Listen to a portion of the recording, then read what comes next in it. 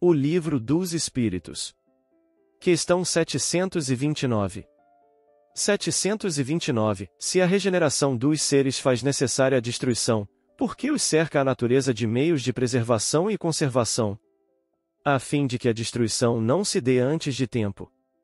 Toda destruição antecipada obsta ao desenvolvimento do princípio inteligente.